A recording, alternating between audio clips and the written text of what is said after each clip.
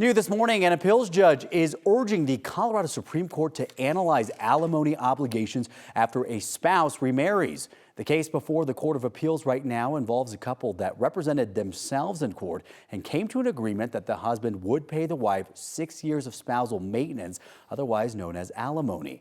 A year later, the wife remarried and the husband stopped making payments. The court sided with the wife, noting that the language in the separation agreement was, quote, sufficiently clear to require the husband to continue to pay even after she remarried.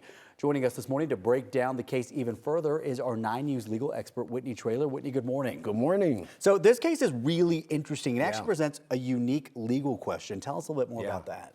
Yeah, well, the legal question is whether or not these alimony payments have to continue after the spouse gets remarried, the spouse receiving those payments. And the question is, these folks here that are before the court, they actually didn't have attorneys. They went in and they filled out a form that was provided by the court. And they checked off box 4A, which said this is non-modifiable. And so the Court of Appeals said, hey, you said these payments will go on for 72 months, 6 years, $108,000. I think it was $1,500 a month. That's the deal, even if they got remarried. And the wife, the ex-wife, got remarried a year later, promptly got remarried. And so then he tried to terminate these payments, saying, hey, you've now gotten remarried, because the statute says if you remarry, payments stop unless otherwise agreed in writing. And so here the court said, well, because you put in writing this would not be modifiable, there was nothing in there that said anything about remarriage, you have to continue to make these payments. But the Court of Appeals since 1971 has been inconsistent. Sometimes they said there has to be a specific agreement that says payments continue. Sometimes they've said there doesn't have to be a specific agreement. So this is why now people are saying we need the Supreme Court to finally decide it. Let me ask you, because again, they were representing themselves in court. Yes. If they had a lawyer, do you think they would have checked that they wanted it to be modifiable?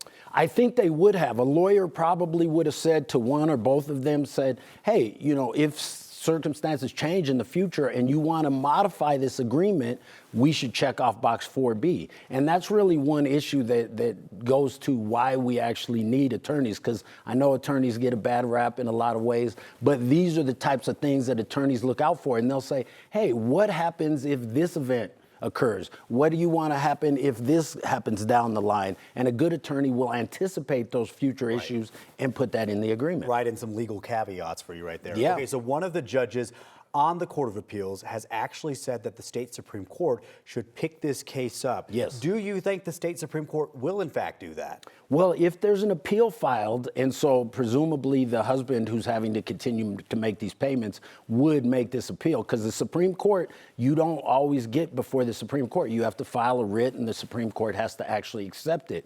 So here, when a judge on the appellate court is saying, hey, Supreme Court, let's resolve this issue, because the Court of Appeals have been ruling inconsistently for the last 50 years. And unless the legislature changes the language and actually specifies this, then it's up to the Supreme Court. So if they file an appeal to the Supreme Court, I suspect the highest court would accept the case and make a ruling, and then that would be binding on all courts, and they would decide whether or not it needs to be included in the agreement. So let me ask you, because that 4A box that they did or did not check, they checked it, which saying said that they wouldn't modify it. Couldn't modify it. Is this case now final, or is there any hope for this man who's trying to stop paying alimony?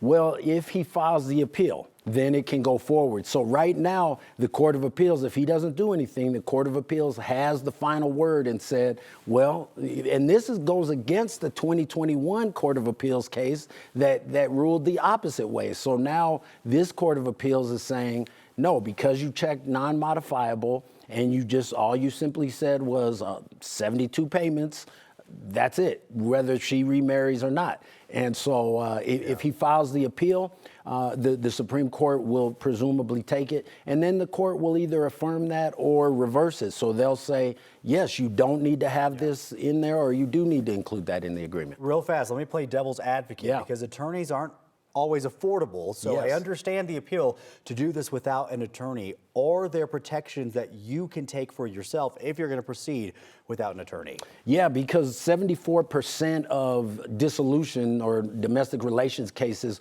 go forward without attorneys because they are expensive. So one, understand that this is an actual agreement. And as you're drafting it, try to anticipate, okay, what might happen 2, 3, 5 years down the line? Do I want to maybe make some modifications? So understand that it's a binding agreement. You can, even if you don't want to have a lawyer draft it up, you can still take the document to a lawyer and say, hey, is there something I'm missing here? And Colorado is one of 5 states.